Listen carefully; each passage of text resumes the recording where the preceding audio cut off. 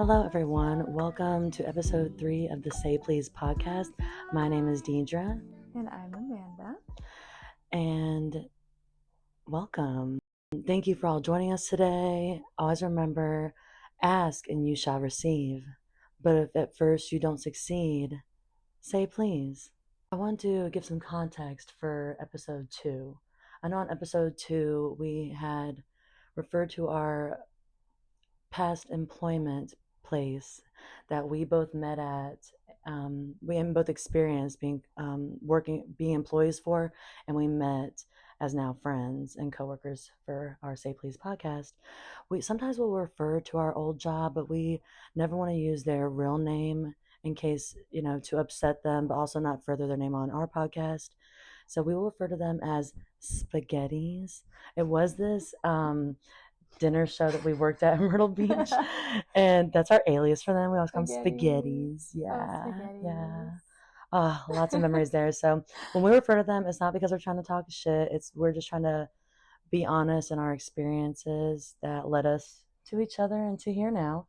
Mm-hmm. And plus, it's some interesting tea. And we were talking pretty good. It's very interesting tea. We talk about it often. We're just talking about it. It's an experience that we had. But I want them to know if they were to ever watch this, that like we're not here to talk shit. Like we're very happy for the experiences that brought us together. It was just an experience though, nonetheless. That place will always have a place in my heart, regardless of how it ended. It's unfortunate how it ended and what happened. Is it? But is it unfortunate? But is it? I know, right? Because we're here now, so it's like, is it? See, Amanda was there for 2 years, so like I said, you have different experiences that I never had there because I got in and got out in 2 months. You're in 2 years, I was 2 months. I know things. You've seen things, you've experienced different things, so your feelings are so valid when you're you have many emotions towards them. Totally valid. But see, me, I was only there for 2 months. My perspective was it was just a skip. It was just a step in this journey to get here now. This whole year has been crazy for me, so I'm super thankful. So I'm sure you have a lot of animosity to get through before you're at the really thankful part. Honestly, maybe I don't want to speak for your feelings. Yeah, no, honestly, I don't have animosity. Okay, I am angry and disappointed. Mm-hmm. There we go. Okay, but I don't have animosity because I was there for 2 years, and I would say about 1.5 years of that was great. Oh, really? It was wonderful, and I choose to focus on that. And everything has its season. That was. And I had my season there, and like I was speaking to you before we started, recording. I lost my train of thought. I'm so sorry. See, I'm trying to work on cutting people off. And here, I'll bring it back to animosity was the wrong word to use right then. That's why I'm not speak for your feelings when I said, that's what I'm excuse me if I'm wrong, and thank you for doing that, because animosity is not the right word. Disappointed is the right word. What's the other word you used? Disappointed, upset, yes, those are valid feelings. I remember what I was going to say. What I was going to say is my time there, most of it was so good, and I really focused on that good, and I really loved it there so much that if all of that bullshit hadn't gone down, I would have just stayed, yeah, and been comfortable. My season was over. Yeah, my season was over, and it was time for me to move on to bigger, better things, and I had been thinking that in my mind for quite a long time. Really? How long were you But I didn't want to leave because I loved it so much. I loved my coworkers. The coworkers are amazing. And I just, amazing I was people. very comfortable. So I really, truly believe that God, the universe, had to cause some bullshit to happen, because the universe was this is the only way we're gonna get Amanda to move on is if we we give her no choice, basically.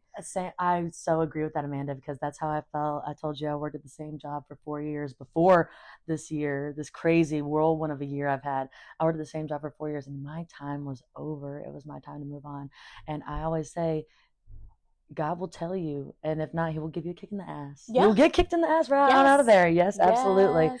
But yeah, it's just to share our experience and what we it was not just just negative. It was very positive as well, working at Spaghetti's, but it was real, and it's there's a reason we moved on from there, so we could come off to them that we could be talking shit. No, we don't give a fuck about you. Love you though. But I was thinking we could do an episode on that one day. But that was just our pre-context. I think we've it's had some important coworkers look out. It's important for us to say this. Yeah, because it's our story. It's our story. We're going to talk about it. Oh, we are. No, that's why I'm like, I just wanted to give them a heads up. Yeah, it's just a good little and we've had, keep this in mind. It's kind of a disclaimer in a way. Like we're not. These are disclaimers. We're not trying. We're not trying to like talk about it just for the sake of like, oh my god, we must talk shit. Must talk shit. We're not trying to trash talk. We're just gonna be honest on here. We're communicating our truth, our experience from our own perspectives. Really, at the end of the day, so it is our truth. It truly happened, and we're vulnerable. We're gonna be vulnerable on this podcast. But we learned from it. Oh my gosh, I learned so much. So like, we really would love to share that experience and share what we learned about it. What's something else? Constructively, you know. Absolutely, and there's a bunch of people that need to be safe in that situation still. But I digress. I digress.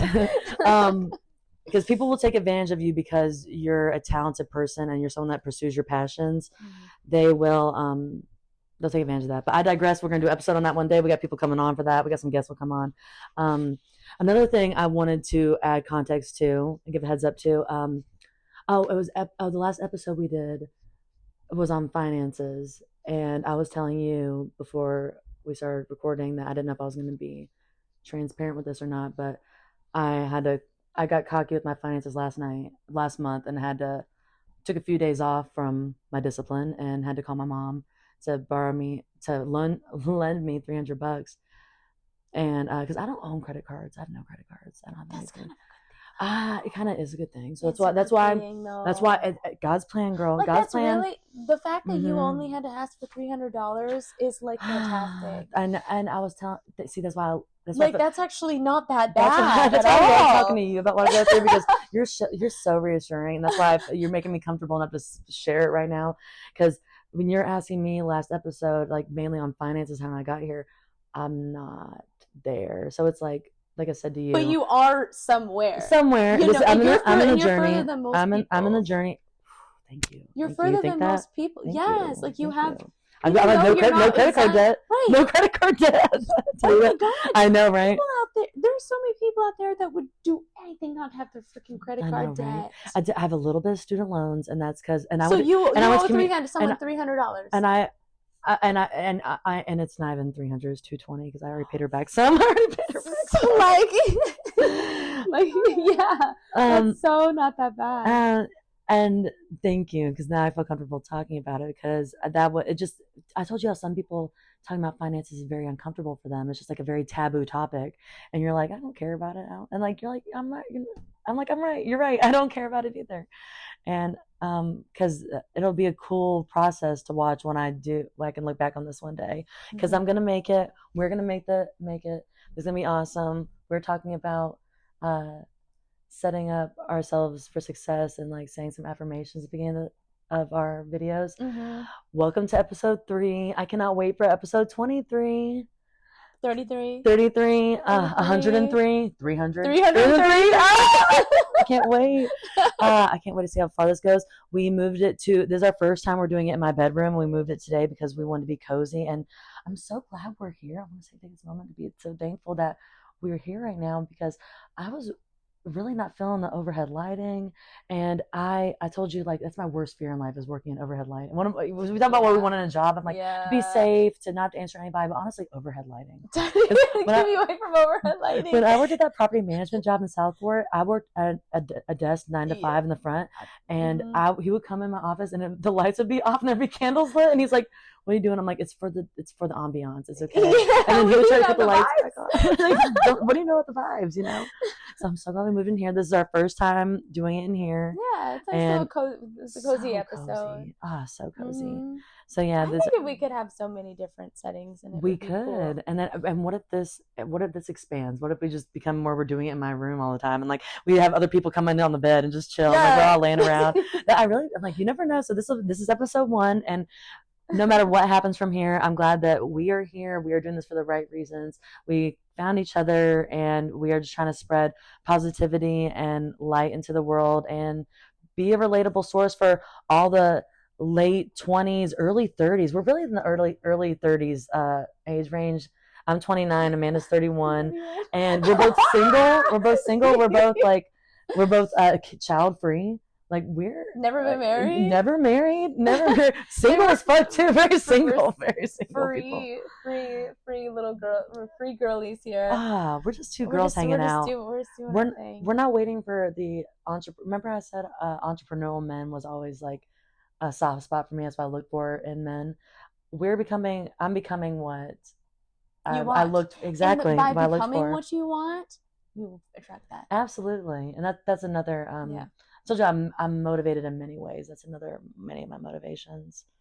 But what we said the last time about finances, our last topic being finances. That's why I'm also hesitant for the men I tried at this stage in life, because I want someone financially responsible or financially disciplined, and I'm not as financially disciplined because I'm not there yet. I'm getting there. Same. I think about that sometimes too, because like I used to be very like, oh, I want a man who's like makes a lot of money, right? Like, so we can buy me a big house and nice things and stuff. But then I'm like, dude, like I have to become that first in some sense, before I can just like expect that to come to me, absolutely. And also, and do you want that power imbalance too? Like a guy that makes all the money, I feel like they have all the control over you, and some people. I've seen that. I have too. My mother does that. She doesn't want to take care of herself. She doesn't want to pay her own way, or which fine, whatever. That's if you want to, but I think a lot of people do it subconsciously too. I don't think they consciously be with these men just because they buy her stuff. They take care of her financially. She doesn't love them, but they're buying her stuff. And it always blows up in the end. It doesn't work. That's valid. That's so valid, because when I told you what I used to value in men was, like I said, entrepreneurship or looks, like a very specific look too. But also I would value someone that wine and dine me, someone that would take me out. And then one of the last guys I talked to before I had that epiphany, he took me to my favorite restaurant one night. Mind you, I was already going to take myself out because I just started a new job and I was going to treat myself. So I go to my favorite restaurant. He's bitching about the restaurant I picked. He goes to pay the tab, and I didn't let him. I paid my own tab because, and one of my girlfriends was shocked I did that. She's like, "Why would you do that?" I'm like, "Because it was a power move on his side by taking me, by spending money. He felt like he had a control over me. He didn't do it to make me happy. He did it so he could one up me. That's such a thing. Men, it's like some people too. It gets the rocks off to like to pay to buy women because they feel like things. They're buying you. I had a friend like that. I'm weird about that, and I still consider him a friend. So I don't. He's not a bad person or anything. But he literally told me like, because he kept wanting to buy me stuff even though we were just friends, and I was like, look, like we're just friends, like I don't know if this is like, and he's like, no, I like doing it, like it literally like makes me feel like more of a man, like more powerful, like if I spend money on a woman and stuff. Isn't that crazy? That's embedded. Like, it will like it, but it's also, it's fine. I don't know, to me it's like it's fine, but it's fine, like, it benefits you. Right, it's fine if it's benefiting you and it's benefiting me at the same time. I love a win-win. Yes, cool, but like but that should be communicated, I guess. I appreciate expectations should be communicated, and that's why I feel like it's so important to state your intentions, because a lot of people will do that to have power over you, and like we said, like we were talking about earlier. Like men will like do that to have power over you, but they would tell you that there's something else. And and they might have multiple motivations towards something as well. That was one for me, and we'll talk about even friendships, like, or we were talking about my aunt earlier, like do it like, and people saying that they do like they give to others, they give and they don't expect in return. But I think that's a lie. I think that's so true that people do give, even as friendships, even as family members, give, and they do expect to receive. They do. So they need to state their intentions, or at least they need to be aware of their intentions. I think a lot of people aren't aware of their intentions. I think it's subconscious, because I think a lot of girls, I know girls off the top of my head, people are not aware of their intentions. They're not. That's why I think it's a good question to ask. What they really want. That's why I've had to ask myself that going into dating, because I got that in that moment. moment. That was this month. That was this year. This couple like past 6 months. I had that moment at the restaurant where I was like, oh, I have to buy my own tab tonight. Oh, he feels like he's buying me. And honestly, was I letting him buy me? Because this is what I cared about, and it was just someone spending money on me. I've had those moments. I've had sugar daddy moments. But it's not blurring those lines and understanding, because that's another topic I have for one day for us to get into, is knowing the room you're in, reading the room, knowing your audience. Because and treating men how they want to be treated, and some men like being treated like that. They like being degraded a little bit. And if they're into that, girl. And if the girl's into doing that, sure. I went through a phase where I was doing that, yeah. I think you can be you can be into whatever you're into, as long as the other person's on the same page. Just be on the same page with me. That's all. Be on the same page with me. I feel like be honest and authentic about who you are and what you're expecting, what you want, so that I have that information, and then I can make the decision on my end whether I want to move forward with you or not. And I had to work on how I was putting myself out there to be perceived, because I was getting perceived as this dominatrix type of takeover vibe, like really hard, and I am hard, but like I crave to be soft. We're talking about like what we want. I have a person like. And we're going back on the semantics of romantic or sexual, like a partner, like a true romantic sexual partner. Like I think we can use both those to describe it. I want someone that can let me be soft, and I don't want someone that is just the hard, like I have to be the hard version of, or they expect that hard version of me.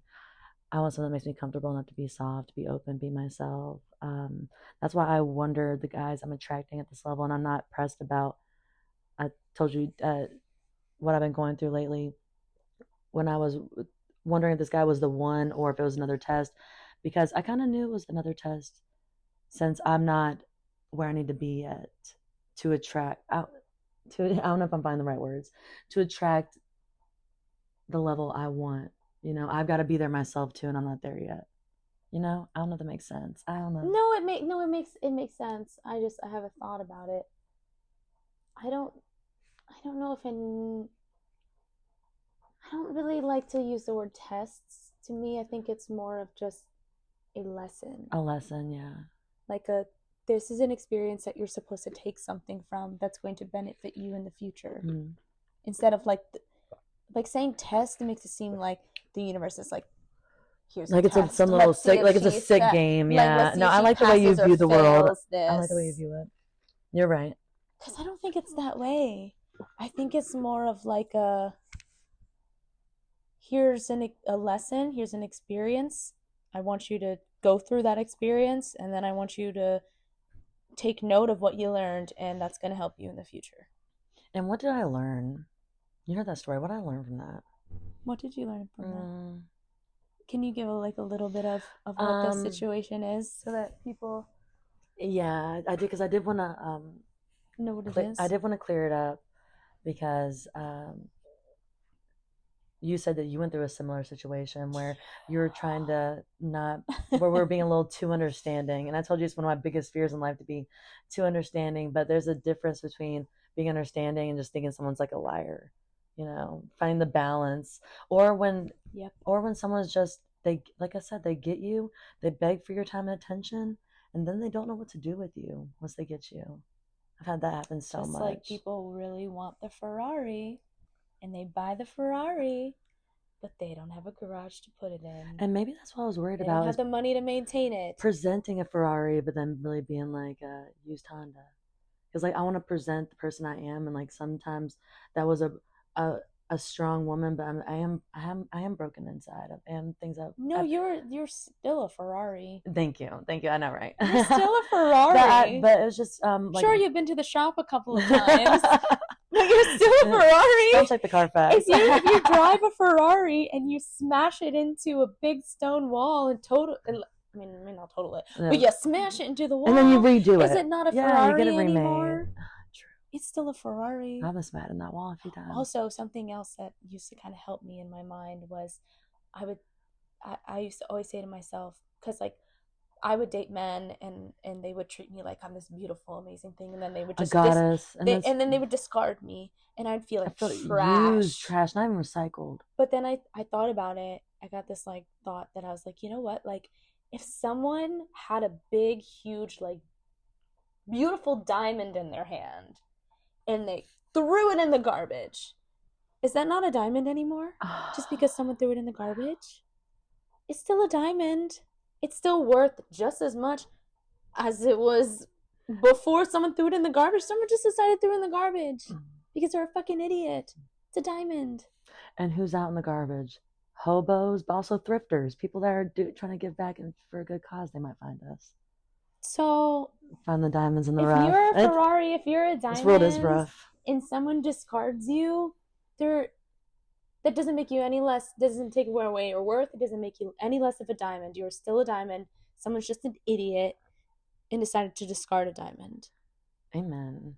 Amen. Maybe they don't even know what a real diamond is, because some people, they pick it up and be like, I don't know. They don't know its value. I don't know its value. Wow, is this cubic zirconia? Is this plastic? Like Swarovski crystal? Like they don't have it within themselves to realize that, oh, this is a diamond I have.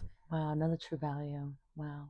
So you need to know your own value, and you need to pick someone that also knows your value. And if they don't, they don't. And fine. That thing is what I also learned from that lesson too, because I just got to where I accepted the fact that I was beautiful, like during that process. That's what I was worried about. It was, and I stopped worrying. You helped me get there, because you're like, it's a experience. It's your story, no matter what. It's not right or wrong. It's not the one. You're like, it is the lesson. Like, and I learned from that how to calm my own anxieties in that moment, make sure I'm emotionally regulated.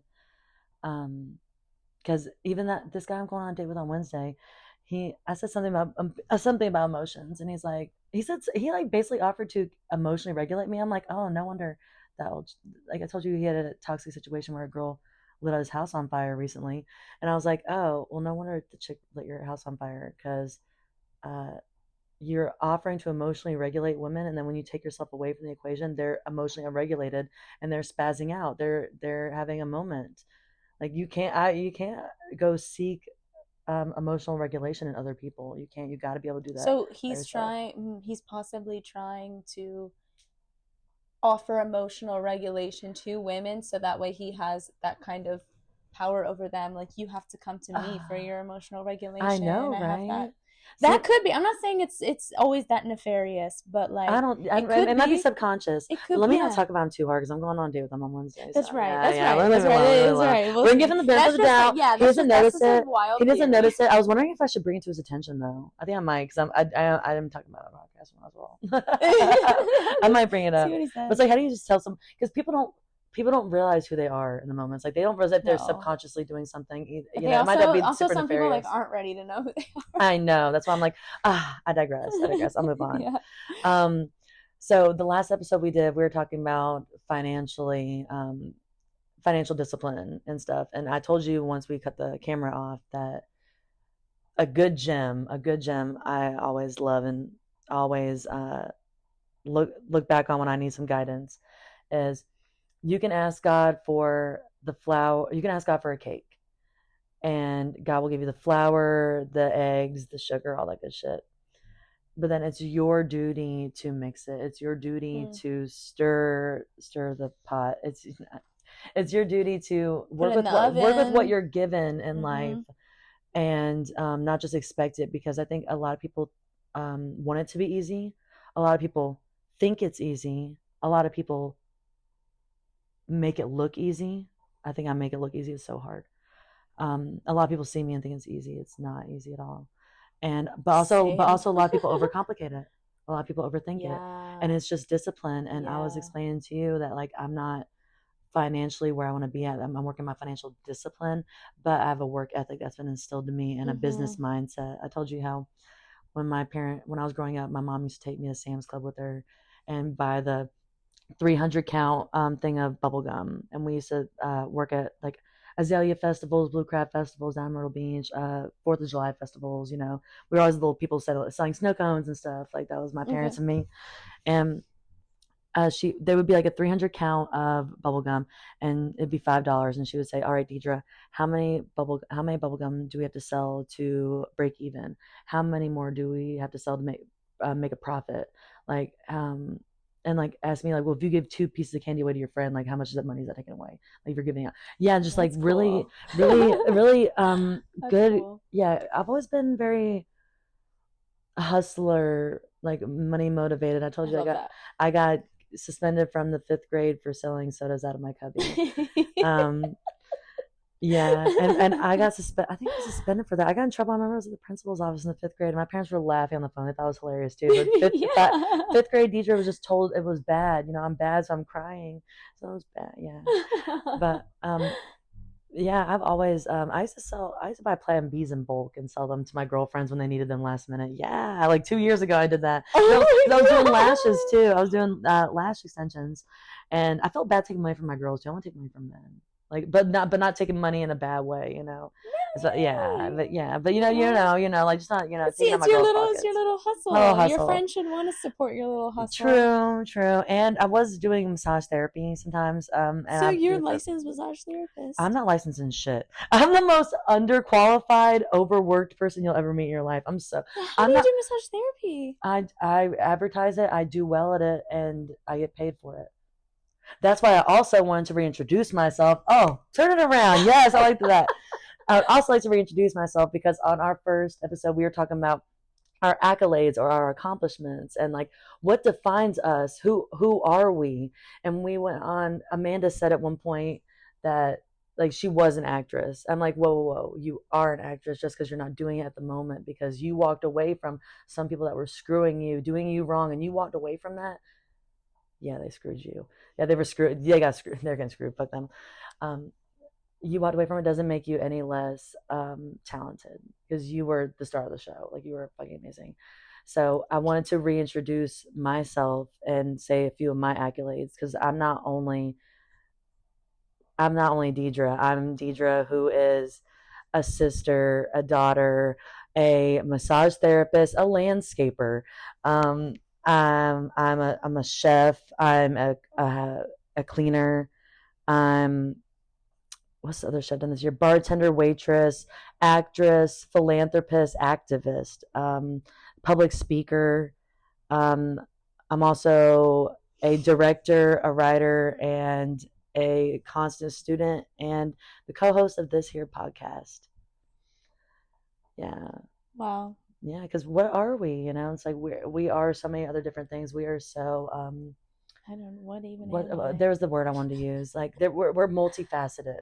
Yeah. So it's like I hate I honestly like hate describing myself because there's so many other different ways to describe myself. I know. Someone the other day asked me like, so what do you like to do in your free time? I hate that question because what don't I like to do in my free time?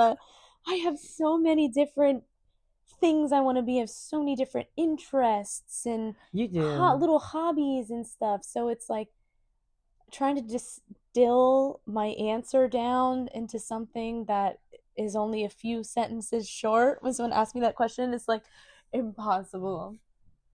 That I love that because a lot of people have the opposite problem, Amanda. I know they have like no hobbies. They have no hobbies, no interests. They have no personality besides their job. That's why when people ask us, or we're even look at that, we're introducing ourselves on our podcast. This is ours. We did this. We are entrepreneurs. We're directors. Well, I said we're going to put our director hats on and do this. We're doing the lighting. We're the sound tech. We're the lighting. We're the editors. We're the co-hosts. And we're still describing ourselves as what society has deemed who we are. And like, our accomplishments in school, our accomplishments. What's on paper. Yeah, what's on paper. What's given to us from the institutions of the world. Yeah. What's given to us. Yeah. Wow. You know, last night I was watching a movie and I just had this like thought. I was like, man, I wish I could be in a movie. Like, I'll never be able to be in a movie. And then I got this. So bad. Then I got this next thought, and I was like, Amanda, you could just make your own fucking movie. We could make our own movie. I've thought about that a lot. I could. I'm not saying it would be like. Then we don't have to sell our soul. We don't have to sell our soul, you know. But I literally, you never know. If I really, really, really wanted to, I could buy a nice ass camera. I could do anything. And I could go on YouTube University and figure out how to create a film on TikTok. That's what they want to ban TikTok. Or TikTok University. That's what they want to ban it. We're learning so much on there. And learn how to create a film, and I could create my own film and be the star of it if I wanted to. So it's like you don't The sky's the limit. You don't need to. It is 2024. Literally anything's possible. It is. Anything's possible. You can do anything. And you don't need to necessarily go to school for it. You don't need anyone to give you a piece of paper telling you that you can or can't do it. You can literally do anything. Oh my God. ChatGPT will literally tell you the answer. A lot of people said that. Anything. A lot of people. I'm okay. So AI scares me a little bit. AI, it scares me too. It does scare me a little, but I've been getting into it, and oh my God, amazing! It's gonna change the game, right? You can literally do anything. If you want to know anything, have anything, do anything, you just ask AI, and it does to you. It does it for you in a split freaking second. It's going to take over. It was my therapist the other day. I love that. It's going to take over the coding world, for sure. It's going to take over the world, to be honest. But I talked to ChatGPT. I was feeling a type of way about something. And I was like, I don't want to talk to anyone about it because I don't feel the need. It's not that big of a deal that I need to talk to a real person about it. So I just talk to ChatGPT about it. Oh my God, it was the best therapy session I'd ever had. Shut up. Oh my God. Truly. And I hate saying that because I don't want to be one of these people that I don't necessarily want AI to take over the world. Who does? Oh my God. Well, because it didn't beat around the bush. It just said, oh, this is what you're going through. Here's what you can do about it. And that's what I need. I need to communicate my feelings to somebody and then to just tell me what to do about it. Direct communication, yeah. That is something that always really bothered me about therapy. Some people really love therapy. Therapy is not bad. I think there is merit in it. But honestly, I got really frustrated with therapy because it was mostly just talking about my feelings. I think about my feelings enough and talk to myself about my feelings enough. I don't need to talk about it with someone else. I just need someone to tell me what to do. Wow, that's so funny that you say that because me and one of my friends always go back and forth on do people like being told what to do? Do people like I like it. And one of my friends, I like direction. And they said some people need to be told what to do. My friend told me that some people want to be told what to do. I need that structure because I'm not naturally a very structured person. So I love it when the weight is off of my own mind to have to come up with a structure. You give me a structure, I'll follow. And it's crazy because I always consider myself not a structured person, but since we've been doing our thing, I feel like I am a little structured. I am. That's crazy. Wow, self-realization. Yeah. Because even this year, I feel you on the therapy thing. I went to therapy a few times in life through a few different therapists, and I never found one I really clicked with, except for I did this one that I went to in Wilmington. She was former military, strong woman energy, and she was very blunt with me, very to the point. And I'm a very, like we said earlier, blunt to the point person. And I love that. I was just finding the way to be blunt to the point without being sassy with it. Because I like my friends to be honest with me too. And same. Even my therapist, I love that. even my doctors, my endocrinologist, I was very overweight. I'm 260 right now, but I was 315 before I started working out. And he was telling me, he's you're such a beautiful girl, but the biggest prejudice in the world is obesity. He's it's not race, it's not money, it's obesity. And he said, and I appreciate the bluntness from him saying that. I've had doctors like that. I've had that one therapist I had. So I can see what you're saying by being to the point, because a lot of people pussyfoot around. They do, and it doesn't help you. No, they don't, and that's it doesn't help me. That's what they don't. And if I'm on some bullshit, please call me out on my bullshit because I need to know that. And I think that's my issue with my mom and my dad, because my dad will hold me and cuddle me and tell me I'm the best ever, and I get it because he's my dad and he loves me. But it hinders me to a point. But my mom's the opposite, to where everything's automatically my fault. No unconditional love. My dad super unconditional. Mom not. Very conditional, it felt. So I would like the middle ground to where you're honest with me, but you're saying it out of love because you love me, because you want what's what's best. Yeah, and that's the community I feel I've built around me. We're talking about friendships and relationships, and how I don't say I look for a relationship, because I have relationships in my life, whether it's all my friendships mean so much to me, and they're honest people that I can trust, that I feel would tell me something because they love me, not because they're trying to bring me down, or they have some ulterior motive, or even subconscious or out motive. Of judgment. Yeah, really. yeah. I don't think that for my friends. I don't. And I love that. Oh, it's changed my life. That's really important. So important. Because you're right. Some people like being told to do and being direct. And I always say too, I have a couple life quotes I say, but another one I picked up this year is to be corrected genuinely and politely be corrected is a blessing. To be genuinely and politely corrected is a blessing. I've had conversations with one of my girlfriends, like from a colorism standpoint, and it was with one of my girlfriends that is like mixed. Her like dad is like African American, her mom's white, and we both can relate on a having a white mom experience in life, but like I'll never know what it's like to be a black woman. We were talking about like being white women, and like so she gave me her standpoint, I gave her my opinion, but like to be genuinely in those moments where it's like exchanging a real perspective on like the racism we experience in America and even in television and shows and stuff and Broadway, and like oh, it's just a blessing. Oh, it's such a blessing. I love my friends. I love them. They're amazing. Yeah. I think people, I don't really know what it is. I don't know if it's just people lack social skills today because of social media or just all of the crap that's happening in the world that's all traumatized us. But like people are very sensitive today. They're very sensitive. Well, I think so a lot of people are not very receptive to any kind of constructive criticism a lot of time. Well, also you gotta be ready for constructive criticism too. Like that's what they're not ready. Like even I remember one of my friends before I was telling them to point out some of my flaws.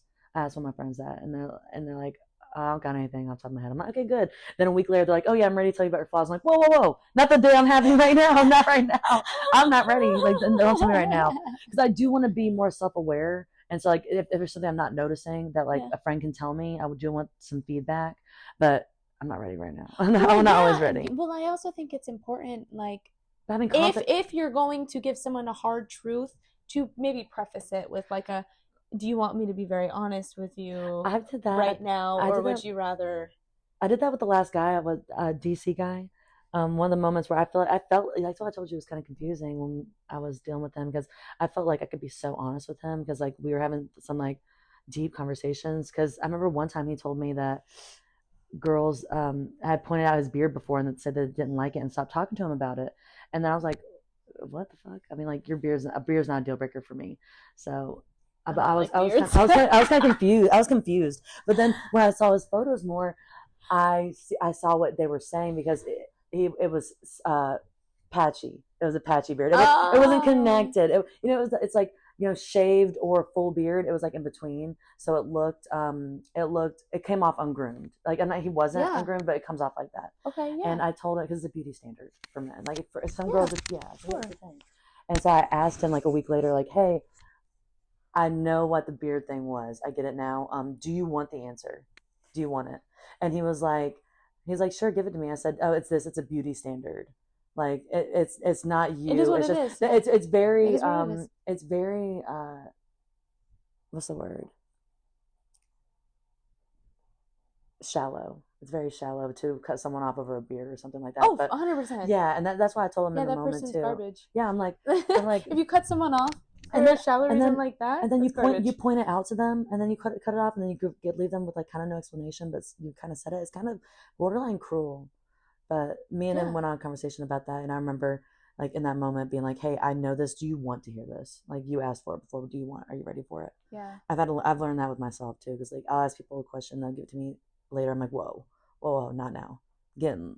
Come back when I'm ready. Yeah. Yeah, that's why it was confusing when me and him were ending things, because I felt like we had really good communication. But I told you, like, it's not the good moments that define a relationship. It's the bad ones.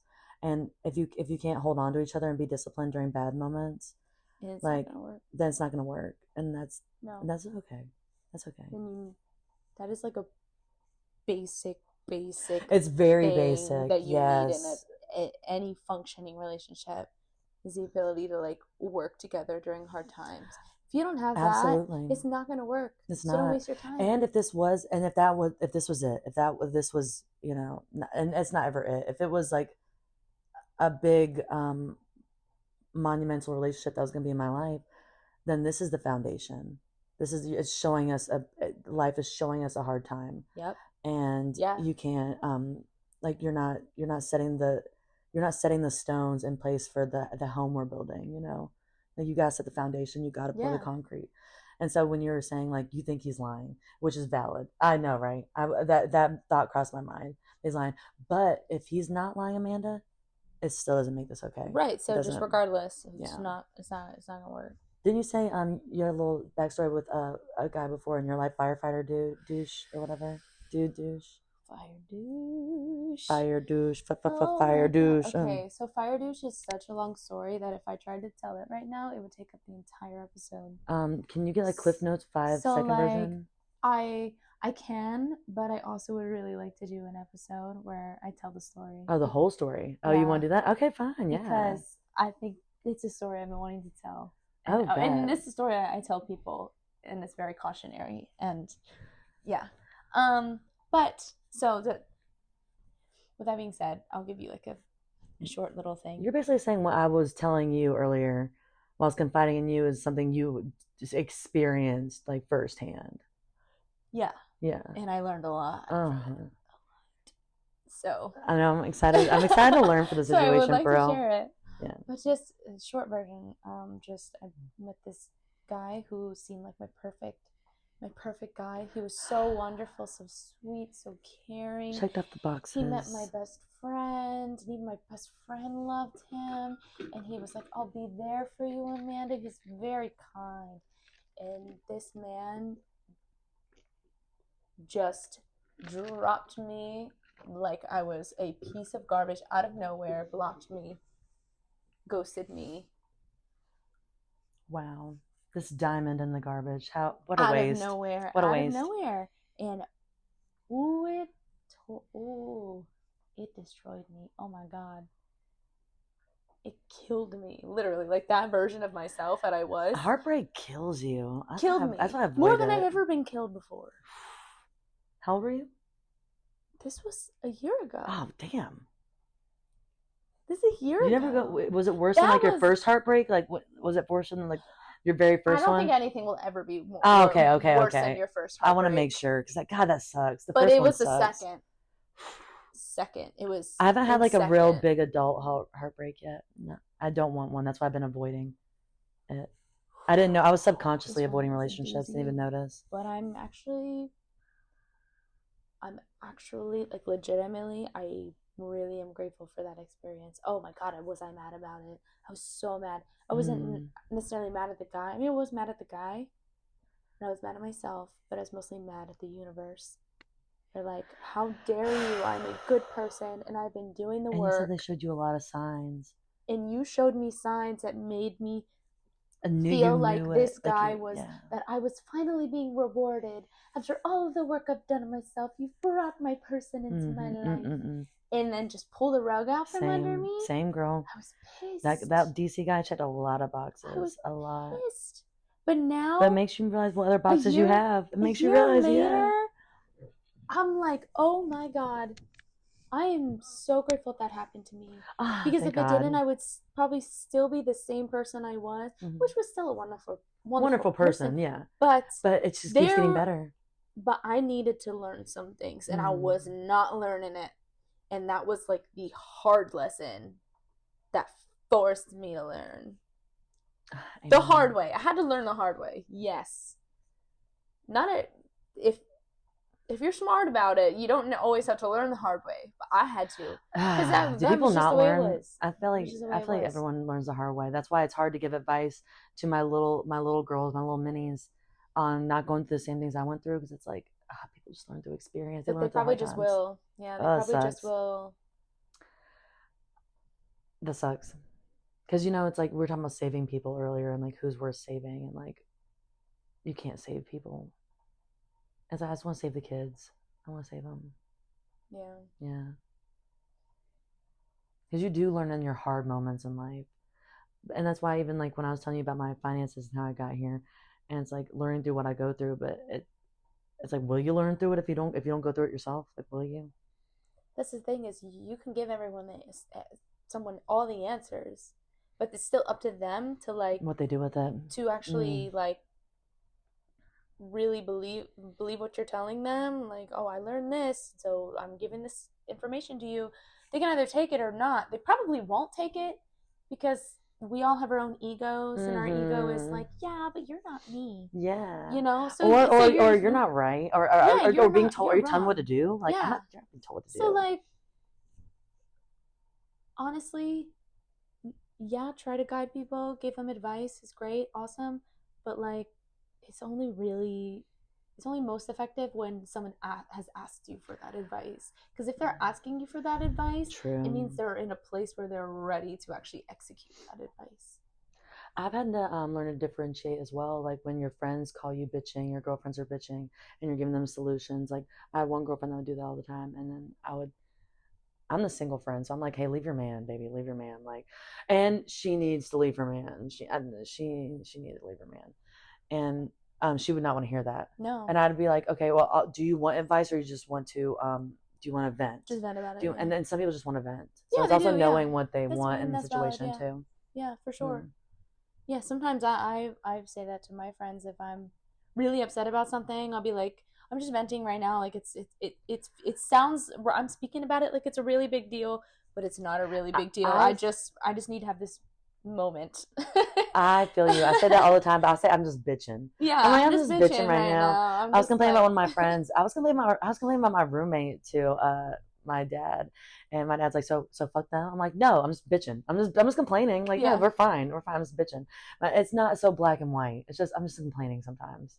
Love to death. I've started this like new habit where if I'm bitching about somebody in my own head, like if someone's upsetting me, making me mad, they're doing something that I don't like, or they're not doing something that I want them to do, then I'll vent about them in my head. I'll bitch about them in my head. But I always, like, before I go through that, I like say like a little prayer, a little affirmation or intention to the universe. I'm like, please, like all of this stuff I'm about to say or I'm about to think in my head, please do not send it to them. I don't miss like them. that. That's so genuine. I love that, Amanda. I don't wish them any bad energy. I don't want this energy to get to them at all. Please. I just need to like let this like run through my being and like come out of me. Please don't send it to them. Please just universe, God, you take it, please, and clear it out. I like that. That's so real. I love that. Yeah, because I learned that, when you think about people, like we're all connected. No, there's a separation is an illusion. We're all connected. So when you think about somebody, they're getting that energy from you. Wow. Subconsciously. They don't necessarily know it, but they are receiving that energy. So if you think about someone and you're always bitching about them in your head and you're all, why aren't they doing this? Why are they being like this? Oh my God, they're XYZ. They're receiving that energy and it's going to influence them to keep acting out in that way, to continue to not be the person that you want to see, right? So it's really best to say, please don't send this. Just to make it clear, your intention's clear. Yeah. I just want to get this out of my body. Like, I don't want to send this. I don't want any negativity towards them. Yeah. It's just like, because like there's like this. There's this guy that I've been talking to. We're like friends or whatever, but men piss me off sometimes. So I get like a little annoyed sometimes at him, and I'll bitch about it in my head, but I'll have to stop and I'll have to say, like, please, God, universe, please don't send this energy to them. I wish them nothing but love, nothing but a wonderful day, whatever they're doing, wherever they are, please, just good energy. But let me get this out of my system. For my own like healing. So you don't hold the animosity. Because I don't want to hold it. If it's there, I'm not going to push it back. I'm not going to hold on to it. or dismiss it. I'm going to feel that feeling in the moment and just let it run through me. But please do not send them that energy. I don't want them to have that because I still care about them. Mm-hmm. You know? Yeah, absolutely. And that's how I feel like as a soul, as a human being. And I think that's why I told you, like, when I cut somebody off, I like to cut them, like, block them on everything. It's not to be petty. It's just that I don't want to think about them. Like, I don't want to think negatively. I don't want it affects me just as much as it affects them. Right. Like, you're saying, you said you're sending the energy to them and it'll affect them negatively. It affects me negatively too. So it's just better for me to block people and just not think about it. It's not personal. Like, I hate someone so much when I block them. It's like, I don't want to think about you because you've negatively impacted me and like it hurts me. Well, we're raised, we're told, if you don't have anything nice to say, don't say anything at all. Mm-hmm. If you don't have anything nice to think, don't think anything at all. Period. I like that. If someone's bothering the hell out of you, and you don't have any good thoughts about them, just don't think about them. Think about something else. Find something. Think about something else. That's why I'd like to revert back to like my projects or what I'm working on for myself. Like, instead of like a moment where I could be annoyed, like pouring into like myself, because even, and we talk about like working and avoiding working sucks. What sucks? Getting it started. But when you have more money at the end of the day that you started with, like it doesn't positively affect you later. And then even financial discipline, which that's work ethic. Financial discipline in my eyes is not spending the money that you have once you've made the money. It's like, just let it sit there, like get to where you're paying off your bills or you're ahead or whatever your goals are. Me speaking to myself, like, work on your goals, and that's positive. It's something positive you're pouring out there. Mm-hmm. Yeah, like, and I think you told me that too when I was tripping before. You're like, you told me I'm handling this thing with a DC boy ending like really well. We didn't meet in person yet. Once you meet me in person, it's over. Like, I thrive in person. Like, so so I can give him a little benefit of the doubt for that, because right. Like, you don't even know. You don't even know. Talk about a diamond in the rough. Oh my gosh, like, that'd been one thing. But also, you reminded me one night when I was anxious over something. That was one of the times where you gave me the advice when you were. I first told you he had stopped one talk on the phone. And you're like, oh, well, he also does this and that. So be conscious of his communication styles. And but you also told me, no matter what, you're still gonna be the shit. You're still gonna be a diamond. Like, you're still gonna be yourself. Like, pour into your other passions. And then, like, me and you, like, I think we recorded our first video like right after that. So it's like, I just started pouring into more important things. Mm-hmm. They don't deserve my energy, whether it's positive or negative. Sometimes, yeah, because and 9 times out of 10 my energy is positive. So it's like, if I care about you as positive, but like, you got to give me something to care about. You got to give me someone worth caring about. And I feel like, I'm not gonna say we pour into men. I feel like we pour into our relationships, like our friendships, whatever, like all of our types of relationships. And then we both have moments where it's like we feel discarded, and it's like, how could you forget me? How could you do this? But then and those are little anxious moments, like, well, every once in a while, when they're tangible moments where you can say, okay, this was a moment where he upset me, or this was wrong. That's one thing when it's little moments. But then when it starts happening back to back to back, and they're showing you their character, they're showing you the type of person they are, then you can do nothing else but to accept it. You have to accept it. You got to believe people when they show you who they are. So I think that's why I'm not tripping about it. I'm not tripping. I save money.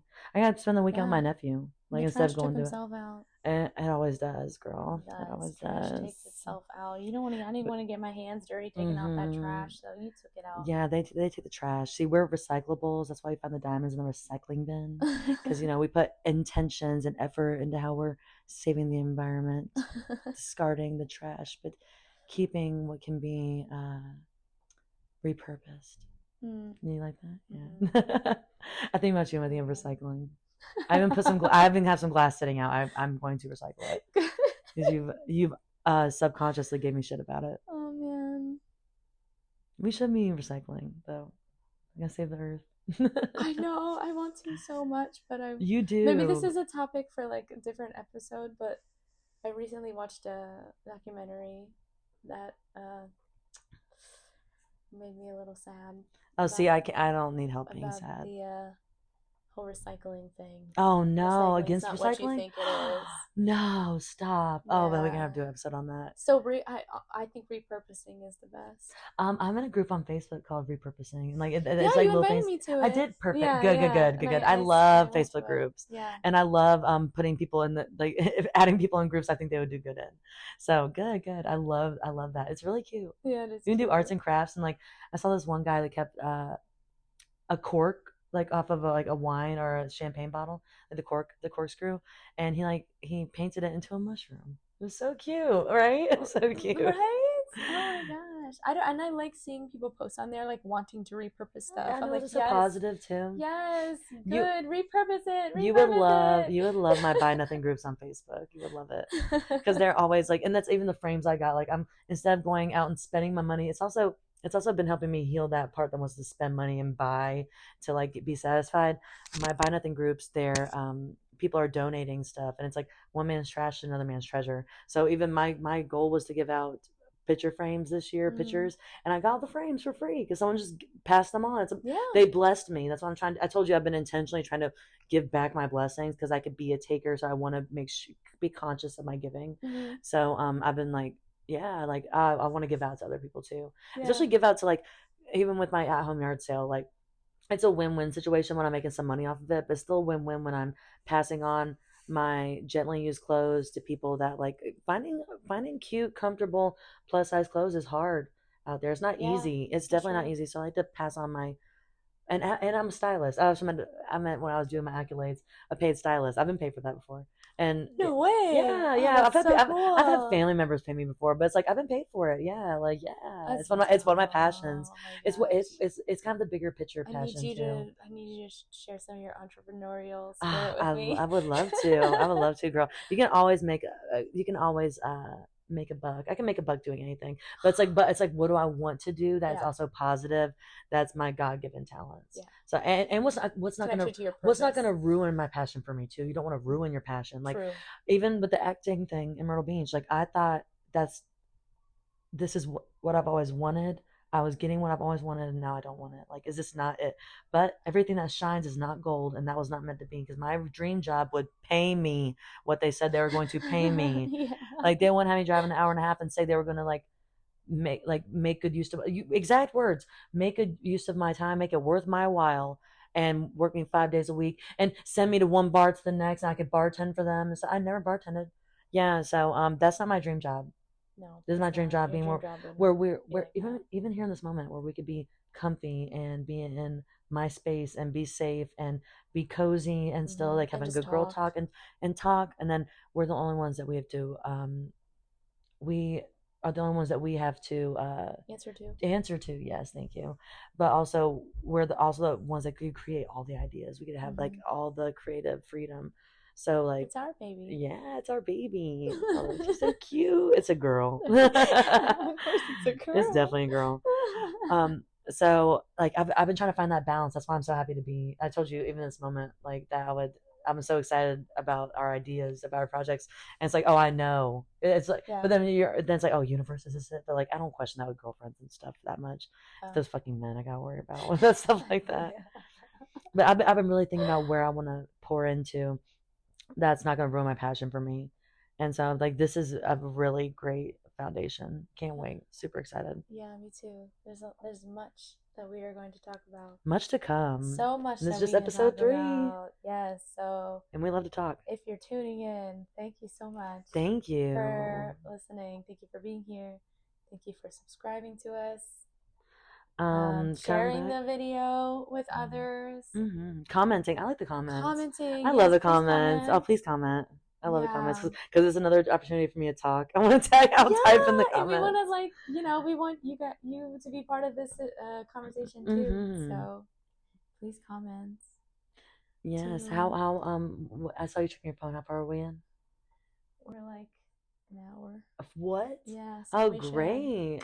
Yeah, let's cut it out. Wow, I thought it was been like 45 tops.